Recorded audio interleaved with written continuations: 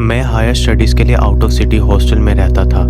First year तो बहुत अच्छा गया, पर सेकंड ईयर में मुझे अपना हॉस्टल चेंज करना पड़ा क्योंकि ओल्ड हॉस्टल वाले ने फ़ीस बहुत ज़्यादा बढ़ा दी थी। जो न्यू हॉस्टल था वो कब्रिस्तान के सामने था, मतलब कि हम अपने रूम की खिड़की से कब्रिस्तान को देख सकते थे। उस कब्रिस्तान में मशहूर था कि रात को कभी कभी किसी औरत की रूह वहाँ पर चलती हुई नज़र आती है, और अगर कोई उसको देख ले तो जब तक वो मर ना जाए वो रूह उसका पीछा नहीं छोड़ती। मेरे साथ मेरा एक दोस्त रूममेट था और दो दोस्त साथ वाले रूम में रहते थे, मतलब कि हम टोटल 4 दोस्त उस हॉस्टल में शिफ्ट हुए थे। हम सब अपने रूम की बैक विंडो जो कि कब्रिस्तान को खुलती थी ज़्यादातर बंद ही रखते थे। एक दिन रात के वक्त हम चारों दोस्त ट्रूथ और डेयर खेल रहे थे और मेरा जो रूममेट है उसको डेयर मिला था कि उसने वो खिड़की खोलकर 5 मिनट तक कब्रिस्तान की तरफ देखना है। जब मेरा दोस्त वो डेयर कंप्लीट करके आया तो 1 सेकंड के लिए लगा कि उसकी आंखें प्योर वाइट हैं, पर फिर मुझे लगा कि वो मेरा वहम होगा। हमने कुछ टाइम तक और ट्रूथ और डेयर खेला और फिर अपने अपने बिस्तर पर लेट गए सोने के लिए। उसी रात तकरीबन 4 बजे के करीब हमारे कमरे में बहुत तेज़ हवाएं आने लग गई, जिसकी वजह से मेरी नींद भी खुल गई। और हमारे कमरे में सिर्फ एक ही खिड़की थी जो कि कब्रिस्तान को खुलती थी, पर मैंने जब उठकर देखा तो वो पूरी खिड़की खुली हुई थी और मेरा दोस्त अपने बिस्तर पर सो रहा था। खैर, मुझे लगा कि मेरे दोस्त ने वो खिड़की सही तरह से लॉक नहीं की होगी, इस वजह से खुल गई है, तो मैंने उसको अच्छे से लॉक किया और सो गया। अगली सुबह मैं अपने अलार्म पर उठा और तैयार होकर अपनी क्लास के लिए निकल गया और अपना रूटीन वाला दिन गुजार कर जब रात को घर आया तो मेरा दोस्त अब भी बिस्तर पर लेटा हुआ था। मैंने जब उससे खाने का पूछा तो उसने बोला कि मैं बाहर से खा आया था, पर उसकी आवाज़ थोड़ी चेंज सी लग रही थी। मुझे लगा शायद वैसे ही थका हुआ है, इस वजह से उसकी आवाज़ थोड़ी मुख्तलिफ है। खैर, अगले दिन हमें छुट्टी थी और हम सब दोस्तों ने आउटिंग का प्लान किया हुआ था, इसलिए हम सब टाइम से सो गए।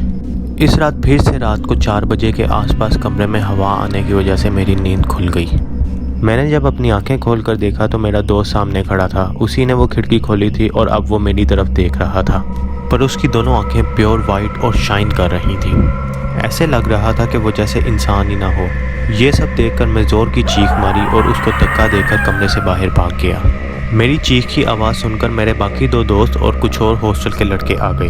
हम सब मिलकर मेरे कमरे में गए तो हमने देखा कि मेरा दोस्त ज़मीन पर लेटा हुआ था और उसकी आंखों से खून निकल रहा था। हमने जब उसको बुलाने की कोशिश की तो वो किसी औरत की आवाज़ में बहुत आहिस्ता से कुछ बोल रहा था जिसकी कुछ समझ नहीं आई। ये सब देखकर मैं बहुत डर गया था और बेहोश होकर गिर गया कि मैंने पूरा एक दिन एक भूत के साथ अपने कमरे में गुजारा था। जब मुझे होश आया तो मैं अपने दोस्त के कमरे में था और टाइम जैसे रुक सा गया था।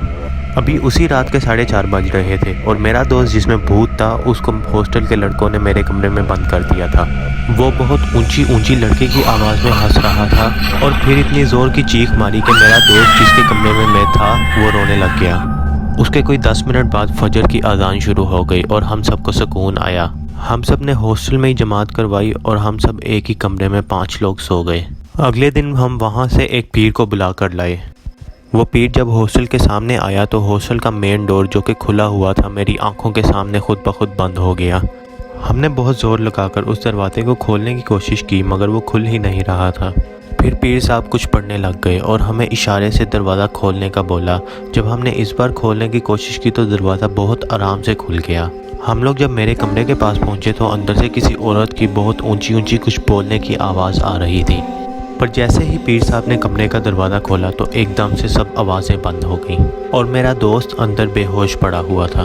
पीर साहब ने बोला कि आप में से कोई भी इस कमरे में दाखिल नहीं होगा और कमरा अंदर से लॉक कर दिया।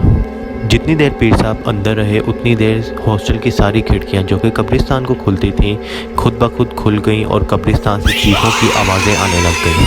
तकरीबन 30 मिनट तक ऐसे ही चलता रहा और 30 मिनट के बाद मेरा कमरा जो कि पीर साहब ने अंदर से बंद किया हुआ था खुद ब खुद खुल गया।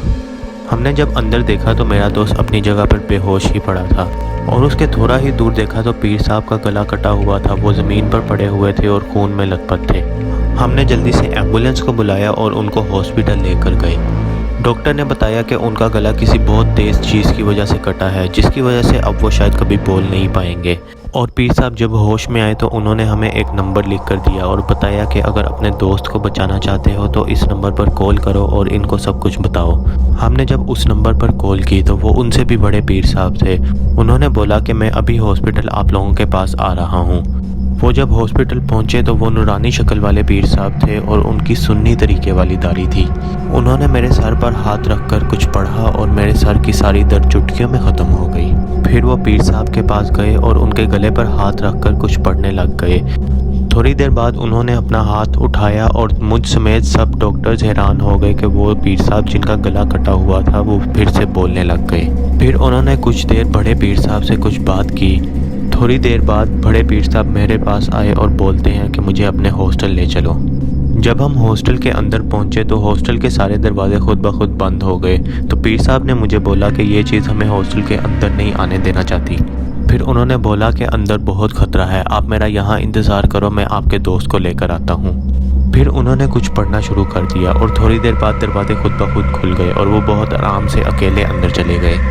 उनको अंदर गए हुए कोई 5 मिनट हुए होंगे कि अंदर से चीखों की आवाज़ें आने लग गई। ये चीखें ना तो मर्द की थी ना ही किसी औरत की आवाज़ की।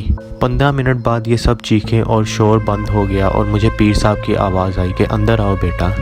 मैं जैसे ही अंदर गया तो पीछे से दरवाज़ा बंद हो गया और हवा में एक औरत का साया उड़ता हुआ नज़र आया।